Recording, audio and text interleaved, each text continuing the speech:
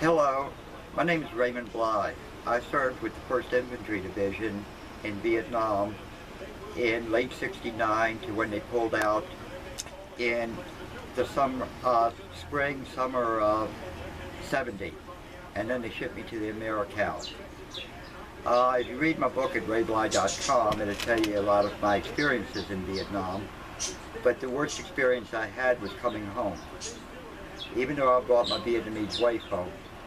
The first time I came home was on a 30-day leave for extending 6 months so I could marry my Vietnamese wife. When I came home at LAX, I had blood thrown on me, on my uniform. I was spit on, cussed out, and a lot of the people in the military was actually attacked by protesters right in the airport. I ran in and changed to civilian clothes real quick in the bathroom and hid my clothes, but they still knew I was a Vietnam veteran by my duffel bag, which had my military clothes in it.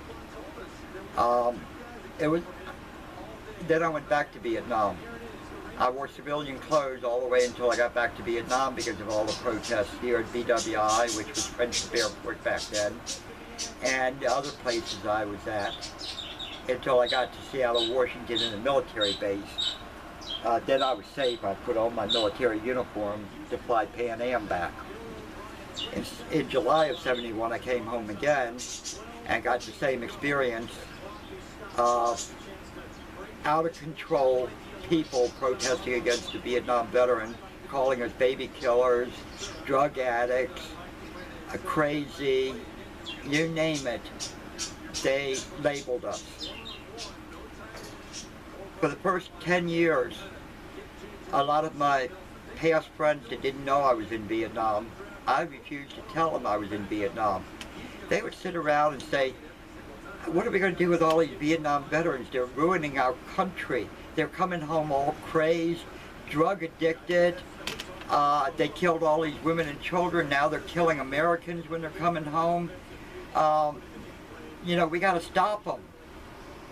And all kind of bad publicity about Vietnam veterans. After about 15 years, I was charged with a crime, and all the judge kept saying to me, even though I said I was innocent, was I needed help because I'm a Vietnam veteran. I had to be on drugs. When they locked me up for 5 days, they checked me all the time for drugs because I had to be a heavy drug user, thanks to my sister, if you watch one of my other videos, for 5 years before that. Even when they illegally convicted me, which I'm going to put a new videotape out, he says, you should get help with the VA. You're mentally disturbed. All those women and children you killed in Vietnam and all the drugs you took, even though you might not be on them now, you're suffering from a lot of mental illness, Mr. Bly. I'm sitting there, what the hell? I drove a truck in Vietnam, Your Honor. I never fired my gun. I was too busy ducking and stepping on the gas before they hit the explosives on the back of my truck delivering to fire support base camps. I just learned how to duck and run to the nearest bunker or step on the gas if I was in my truck loaded with explosives, and prayed like hell that they didn't kill me. How come I'm labeled as a baby and woman killer just because I served in Vietnam? I went to join the American Legion. The veterans sitting around said I was not a veteran. I didn't serve in a war. I should not be allowed in the American Legion. The VFW did the same thing to me back in the 70s and 80s. Most of the World War II clubs like this didn't want Vietnam veterans. Besides, we weren't in a war, we were all crazy lunatics and drug addicts.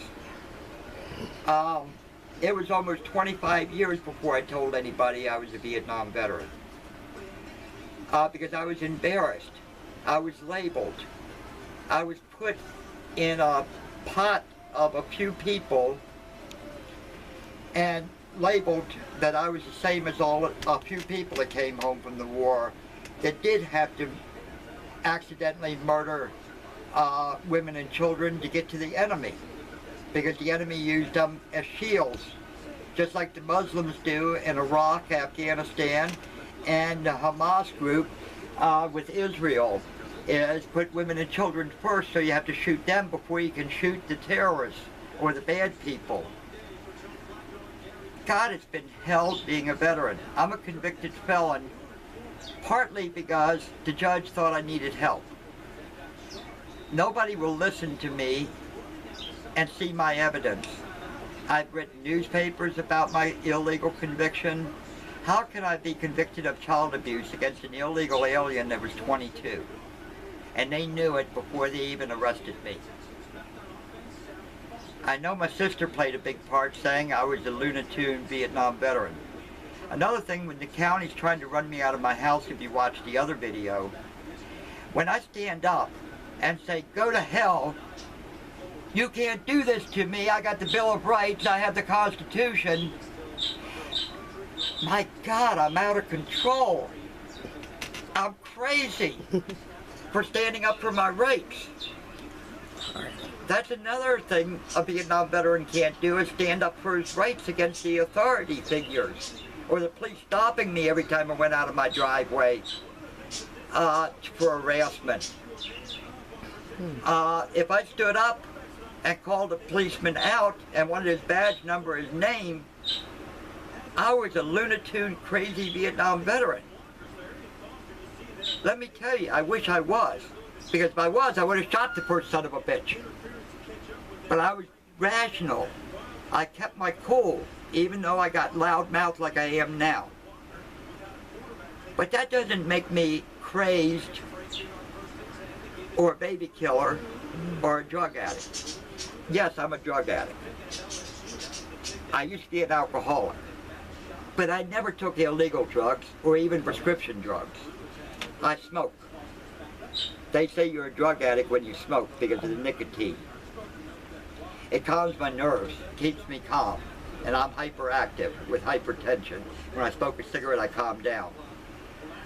But thank God I was not a crazed Vietnam veteran, which they kept accusing me of every time I confronted the police, or planning and zoning, or the county, or the state.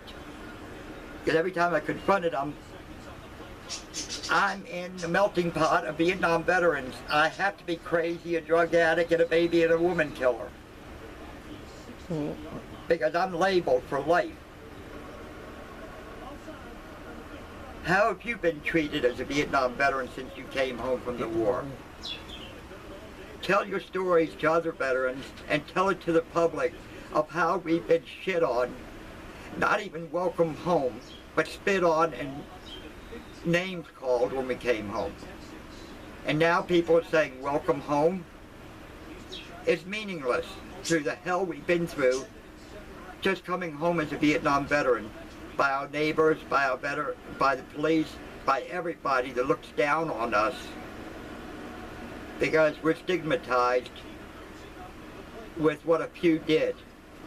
Yeah, there were a few people that were drug addicts. There were a few people that suffered PTSD that came home mad as hell and woke up at night with dreams of what they had to do in a war. But don't label us all under one umbrella. Please tell your story like I'm doing on Facebook. Thank you.